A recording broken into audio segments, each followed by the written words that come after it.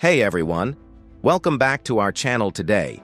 We're diving into a fascinating topic, why India faces challenges in upgrading its Su-30MKI fighter jets, while China has been able to reverse engineer Sukhoi jets like the J-11.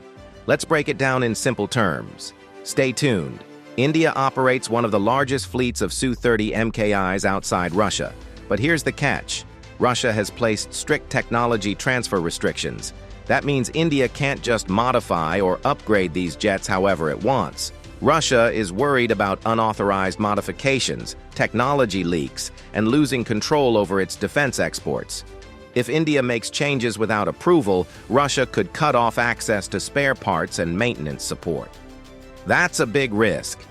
Additionally, full access to design details and source codes is often restricted, limiting India's ability to independently develop enhancements for its fleet. Unlike China, India sticks to agreements and follows international protocols. That's great for diplomacy but slows down technological advancements. China, on the other hand, takes a different approach. It reverse engineers foreign technology. For example, the J-11 is a clone of the Russian Su-27. Instead of waiting for approvals or official upgrades, China figures out how these jets work, copies the technology, and makes its own versions. This gives China more control over production and upgrades, but sometimes at the cost of quality and reliability. Even so, they've managed to create their own advanced fighters like the J-16 and J-20, reducing reliance on Russian support. India knows that relying on foreign technology forever isn't a great plan. That's why it's investing in indigenous fighter jets like the Tejas and the upcoming AMCA. The goal? To build cutting-edge jets without depending on Russia or any other country.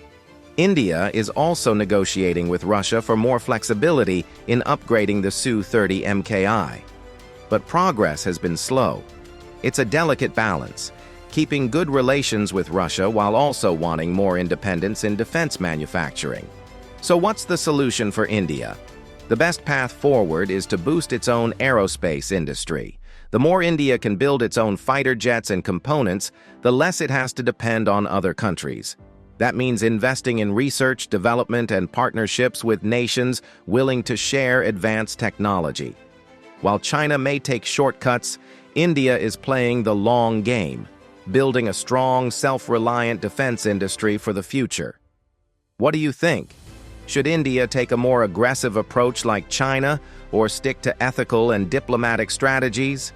Drop your thoughts in the comments below. And if you enjoyed this breakdown, don't forget to like, share, and subscribe for more insightful defense and tech content. See you in the next video.